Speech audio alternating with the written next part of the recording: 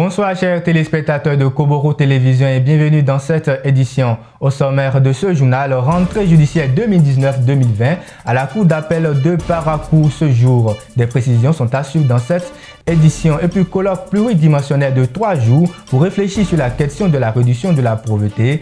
La séance a démarré depuis mercredi à l'Université de Parakou en présence des différents participants et autorités venus des pays d'Afrique et d'Europe. Des compteurs d'eau disponibles à la Société nationale des eaux du Bénin, SONEB. Quelles sont les conditions à remplir pour bénéficier de ces branchements de compteurs? Des précisions sont également à suivre dans cette édition. Voilà pour le sommaire. Le développement, c'est dans un instant.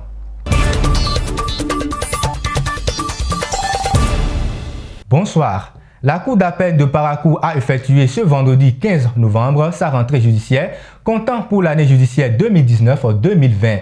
À l'ordre du jour, un bilan de l'année judiciaire écoulée et des perspectives pour la nouvelle rentrée. Nima Toussani et Kasten Kesso nous donnent des précisions dans cet élément.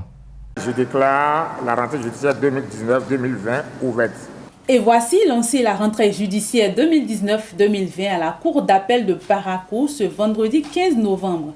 Le serment du magistrat à l'ère d'éthique, c'est le thème sur lequel s'est inscrit la cérémonie solennelle de la nouvelle rentrée. Le serment du magistrat n'est pas lié et ne s'identifie pas aux nouvelles technologies de l'information et de la communication, mais passera que les nouvelles technologies de la communication et de l'information existent ou n'existent pas. Que dit le magistrat dans son serment? Essentiellement, il promet, il s'engage à l'indépendance, à l'impartialité, à la dignité, qui est le substrat de l'exercice de son magistère. Pour le premier président de la Cour d'appel de Parakou, les TIC servent de support aux magistrats. Le serment prêté par un magistrat est un engagement solennel qui marque l'entrée dans la magistrature. Dans son serment, le magistrat s'engage à garder le secret des délibérations et à se conduire en tout comme un digne et loyal magistrat. Le traitement de l'information et la communication de l'information sont les objectifs et la technologie le moyen. La directrice de cabinet représentant le garde des Sceaux revient sur l'importance de la justice qui est une arme nécessaire pour toute société. La justice, pilier essentiel dans un état de droit, est nécessaire pour toute société humaine qui veut vivre, grandir, se développer, dont celle du Bénin. De nos jours, une justice moderne, ouverte au monde et à son évolution, se doit d'intégrer les enjeux et défis des nouvelles technologies de l'information et de la communication. La cérémonie s'est déroulée en présence des préfets des départements du Borgou, de l'Alibori et de la Donga, du maire de Parakou et des têtes couronnées de la cité des Koboro. L'Université de Parakou abrite depuis 3 jours un colloque organisé par la Faculté des Lettres et des Sciences Humaines Flash. Le thème général de ce colloque, objectif du développement durable et réduction de la pauvreté dans les pays d'Afrique subsaharienne, défis et perspectives. Suivez les précisions dans cet élément.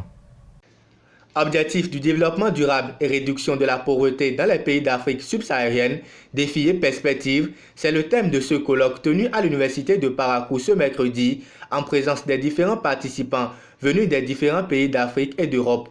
Plusieurs axes stratégiques seront abordés au cours de ces 3 jours que vont durer le colloque.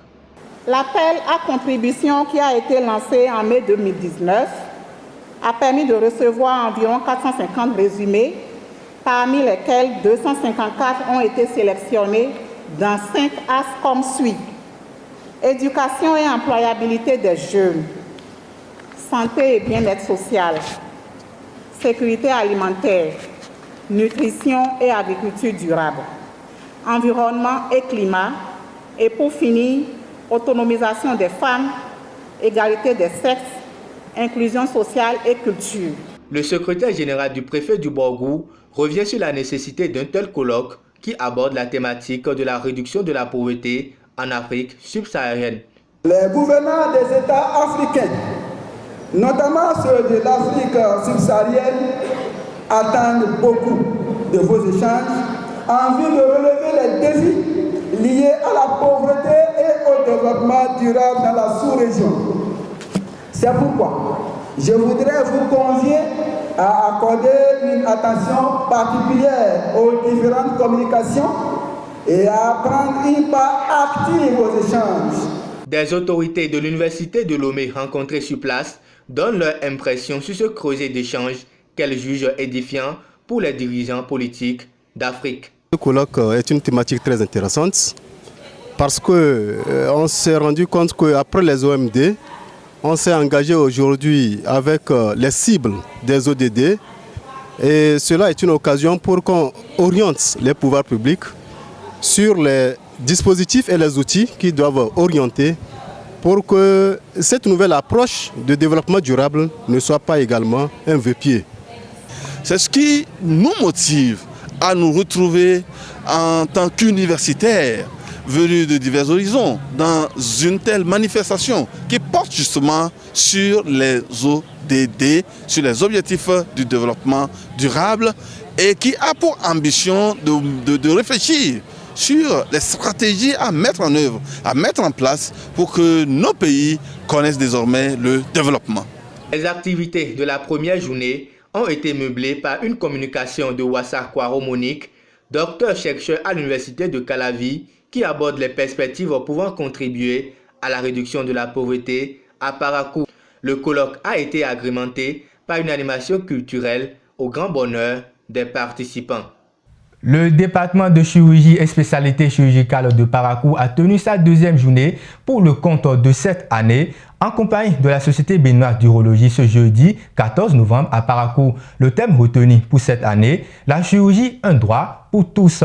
La cérémonie s'est déroulée dans un hôtel de la place à Nobossa pour plus de précision. Avec un cœur rempli d'émotion que je me trouve devant vous, à cette cérémonie d'ouverture. C'est par ces mots qu'ont débuté la cérémonie d'ouverture de la rencontre scientifique de la Société médicale de Bénin dans l'un des hôtels de la place à Parakou. Plusieurs délégations du Bénin, du Niger, du Togo, du Burkina Faso, du Cameroun et du Sénégal ont pris part à l'ouverture de cette première journée scientifique. Le président du comité de l'organisation revient sur les objectifs de cette journée scientifique.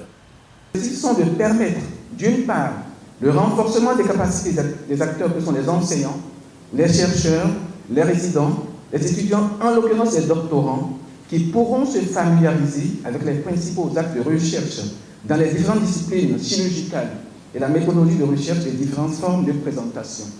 D'autre part, elles permettront de réunir les chercheurs de divers horizons pour échanger et partager les résultats de leurs travaux de recherche et ainsi renforcer la coopération entre le monde scientifique, universitaire et les partenaires sociaux. Il s'agit d'un véritable rendez-vous du donner et du recevoir. La première conférence a porté sur la chirurgie du cancer en milieu défavorable. Certains participants livrent leur impression à la fin de l'exposé. J'ai vraiment aimé les présentations. J'ai beaucoup été impressionnée par la présentation d'un professeur qui a quitté Dakar et surtout sur les cancers. Il a fait une présentation sur les cancers, notamment le cancer du sein, le cancer du col de l'utérus, qui est le premier cancer ici, en Afrique. Le présentateur a fait une brillante présentation parce que lorsqu'on parle des cancers dans le monde, l'Afrique est le continent qui est le plus touché. Pourquoi? Parce que le taux de mortalité est encore élevé du fait du dépistage, du diagnostic tardif de ces cancers. Cette journée scientifique qui a démarré ce jeudi 14 prendra fin le samedi 16 novembre prochain. À la suite des investissements massifs du gouvernement pour faciliter l'accès universel de l'eau potable au Bénin, la SONEB s'est engagée afin de permettre à chaque Béninois de bénéficier de cette eau. Pour cela, des critères de branchement à coût réduit ont été entièrement révisés. C'est ce que nous confirme Nima Toussani dans cet élément. Dans le but de faciliter les abonnements aux services d'eau potable à toutes les couches de la population béninoise, la Société nationale des eaux du Bénin a élaboré des nouveaux critères d'attribution des branchements à coût réduit. C'est qu'il faut être une personne physique ou morale. Auparavant, quand on dit qu'on lance les promotions, c'était destiné uniquement aux personnes physiques. Les entreprises peuvent déjà avoir accès au compteur d'eau à 50 000. Ou bien carrément, ces entreprises peuvent payer 20 000 et le reste échelonné. Ils peuvent prendre un moratoire pour payer le reste sur 10 mois. Il faut réellement aussi que le réseau d'eau passe devant votre maison, c'est-à-dire que vous soyez très proche de notre réseau, un peu moins de 40 mètres du réseau d'eau de la SONEB. Le premier responsable départemental Borgo Alibori de la SONEB invite les populations à profiter de cette aubaine. Cette promotion que nous sommes en train de faire au niveau de la SONEB, c'est une opportunité. Il faut que les populations sortent massivement pour réellement bénéficier de ces promotions. Si je prends le cas de la ville de Parakou, dans le cadre du projet, nous avons déjà 7000 compteurs qui ont été mis à notre disposition. Donc les compteurs sont disponibles. En dehors de Parakou, les autres localités aussi, le gouvernement, le ministère en charge de l'eau et la direction générale de la SONEB ont pris leurs responsabilités en main et les compteurs sont disponibles. Aujourd'hui, vous n'allez pas vous rendre dans une agence SONEB et on va dire non, vous ne pouvez pas avoir de l'eau parce qu'il n'y a pas de compteur. Non. Donc, il ne reste qu'aux populations de sortir massivement pour bénéficier réellement de ces prestations fournies par la SONEB à un coût banjo comme on a l'habitude de le dire. La Société nationale des eaux du Bénin, ANES Parakou, dispose désormais d'une nouvelle usine qui permettra d'alimenter toute la population en eau potable. Voilà tout pour cette édition. Merci de nous avoir suivis. L'information revient lundi sur Koboru Télévision. Et d'ici là, portez-vous bien.